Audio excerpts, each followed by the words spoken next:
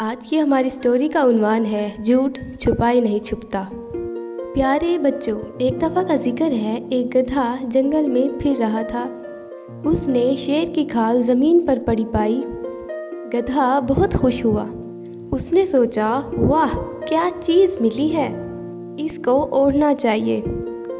सब मुझसे डरेंगे, मैं जहाँ जाऊँगा चलता फिरूँगा। ये सोचकर गधे ने खाल ओढ़ ली और जंगल में इधर उधर दौड़ने लगा।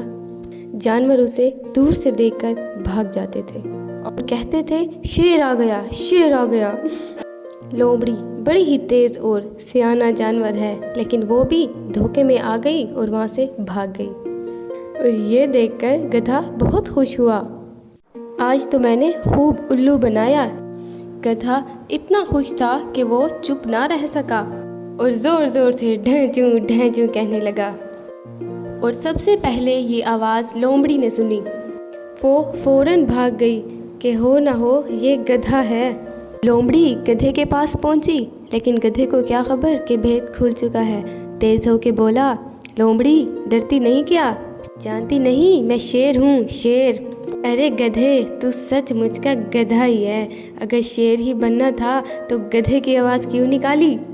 इस पर गधा सख्त शर्मिंदा हुआ। अंजाम, झूठ का अंजाम बुरा होता है।